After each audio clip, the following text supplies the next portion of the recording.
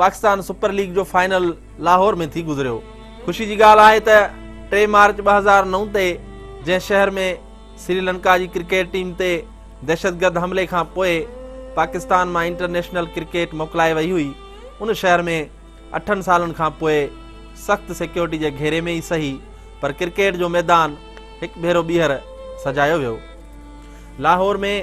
इहो मेलो सजाइण वारे गुज़िरियल ॾींहं ताईं मीडिया में रुगो PSL छायल रही। ईअं महसूस थी रहियो हो ॼण पाकिस्तान मां समूरा मसइला, पाकिस्तान खे दरपेश समूरा चैलेंज ख़तम थी विया आहिनि ऐं हाणे बसि PSL जो फाइनल मैच ई वञी बचियो आहे। हक़ीक़त में ॾिठो वञे त दहशतगर्दी जी उभरियल ताज़ी लहर खां पोइ खोड़ सारनि ख़दशनि सां छहीं आदमगणप हिकु तमामु वॾो मसइलो रही आहे। जेतिरी अहमियत मेन स्ट्रीम मीडिया में PSL फाइनल खे ॾिनी वई, जेकॾहिं उनजी चौथाई जेतिरी अहमियत बि आदमगणप खे ॾिनी वञे हा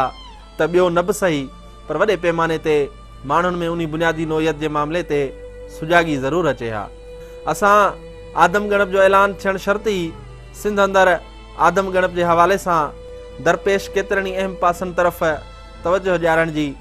कोशिश कंदा रहिया आहियूं। सभ खां पहिरीं इंतिहाई अहमियत जोॻो मामिलो जेको अख़बारनि जी ज़ीनत बणिजंदो रहियो हो त सिंध जी ॿहिराड़ी वारनि इलाइक़नि में लखे माण्हुनि वटि शनाख़्ती कार्ड मौजूदु न आहिनि, जंहिं करे ख़दशो पैदा थी पियो हो त सिंध में वॾे अंग में शनाख़्ती कार्ड न हुअण सबबि माण्हू गणप खां रहिजी सघनि था। केतिरा ई भेरा अहिड़ियूं तजवीज़ूं बि ॾिनियूं वियूं हुयूं त आदमगणप जे हवाले सां माण्हुनि में जागरता लाइ प्रोग्राम कराया वञनि ऐं झरझंग में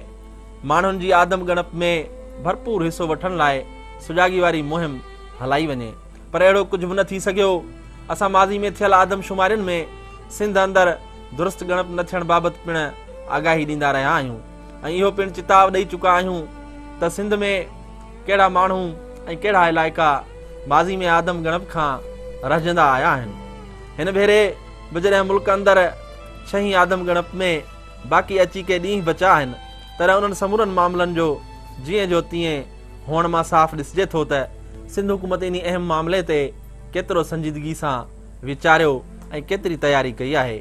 सिंध जो हर बाशऊर ऐं बाख़बर माण्हू इहो ॼाणे थो त सिंध वासियुनि जे मुस्तक़बिल लाइ आदमगणप में हर फ़र्द जो ॻाणेटिरो केतिरी अहमियत रखे थो। क़ौमी असेंबली ऐं सेनेट में सूबनि जी सीटनि जे अंग खां वेंदे नाणे पाणी ऐं नौकरियुनि समेत सूबनि जे हिसे जो फ़ैसिलो सूबे जी आबादी ते आधारियल आहे। तंहिं करे आदमगणप में सुस्ती ऐं ग़लती जी गुंजाइश ई बाक़ी नथी बचे ऐं सिंध खे वफ़ाक़ खां पंहिंजो जाइज़ हक़ वठण लाइ आदमगणप में पंहिंजी आबादी ॻणाइणु इंतिहाई अहम आहे। तंहिं करे असां सम्झूं था त हाणे जॾहिं आदमशुमारी में बाक़ी वञी के ॾींहं बचा आहिनि ऐं त सिंध हुकूमत तोड़े सिंध जा सान्याहवंद अदीब, दानिश्वर, रोशन ख़्याल, सियासी समाजी तबक़ा तोड़े शागिर्द आदमगणप जे हवाले सां